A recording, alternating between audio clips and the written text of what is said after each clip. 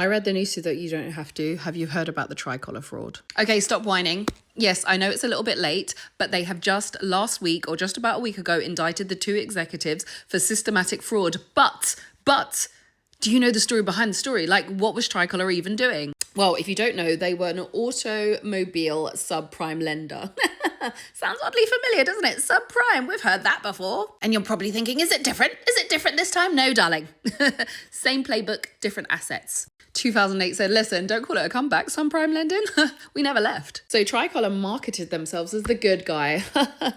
They were going to help immigrant communities and those that were often ignored by mainstream lenders. They said they could help build credit, and listen to this, they promoted themselves as socially responsible. And what did they do? They trapped borrowers in high-risk loans. The interest rates were 20 to 30% sometimes. The cars were overpriced. And borrowers were steered into loans that they were unlikely to ever be able to repay. Then, this is the cherry on the top, they engineered default. The vehicles were fitted with GPS trackers and remote kill switches. If you missed a payment, the car was disabled, they repossessed it. And then the repossessed car was sold repeatedly, often to new borrowers. So that one car is generating multiple streams of income.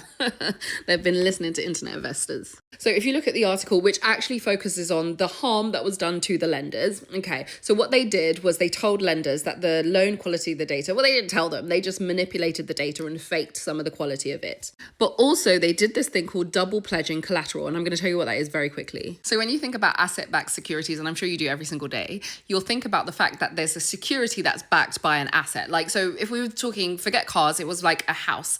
If you had a loan, a mortgage that was taken out on a house, it would be that specific house, right?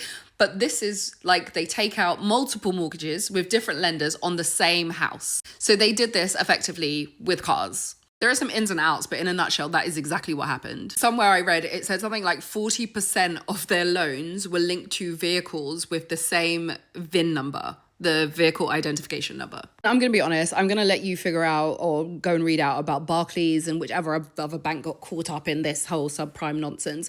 But two things I want to highlight. The audacity of these executives. The founder and former CEO, Daniel Chu, in August, found the net was closing in on him. And what did he do? Withdrew $6 million in order to buy himself a multi-million-pound house in Beverly Hills, as you do. Also shows how like ESG and financial inclusion narratives can be used to mask abusive business practices. And if you think this is just a case of one bad apple, let me tell you, they have been doing this for 10 years. So you do the maths. This may just be a canary.